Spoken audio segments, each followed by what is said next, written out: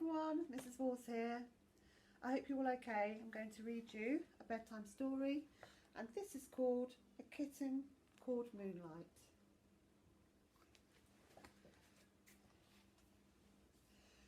I'd like my story again, Charlotte said.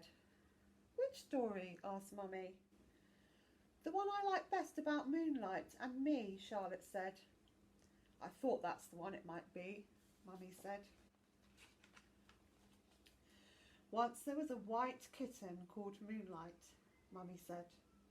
We don't know how he was called Moonlight, Charlotte said. We just know that he got lost.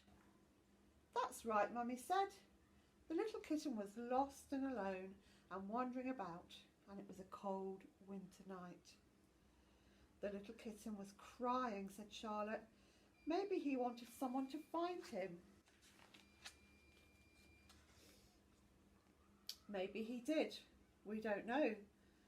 Then a big something came. It was a car, Charlotte said.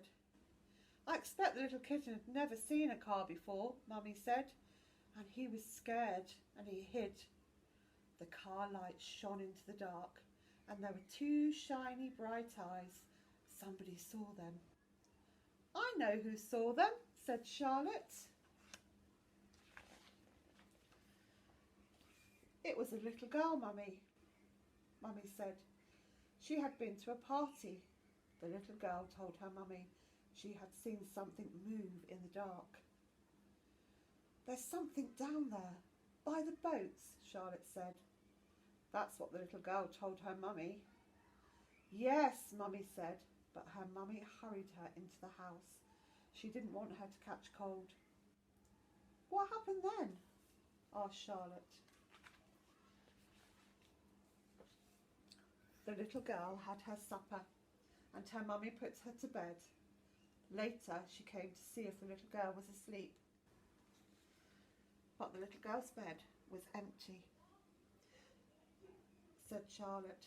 The duvet was thrown right back and the little girl wasn't there. My goodness, where can she be? Thought her Mummy. Something like that, Mummy said. Her Mummy searched all over the house. Oh, I like this bit, Charlotte said. She found the little girl curled up by the window, gazing out at the dark sea and the moonlight that shone on the shore. What are you doing out of bed? Asked her Mummy. There is something down there by the sea. I know that there is. That's what the little girl told her Mummy, said Charlotte. Yes, she did, Mummy said, and her Mummy didn't believe there was.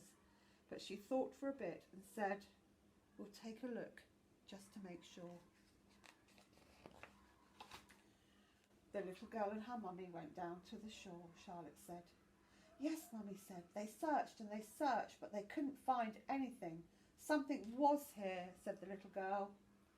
She knew she was right, Charlotte said. Yes, Mummy said, but her Mummy still didn't believe her. She told the little girl, we'll take one more look, just in case.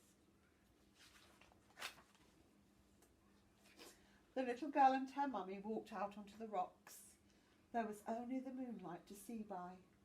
They walked right out by the edge of the sea, and what do you think they saw? It was a kitten, said Charlotte. There's the kitten.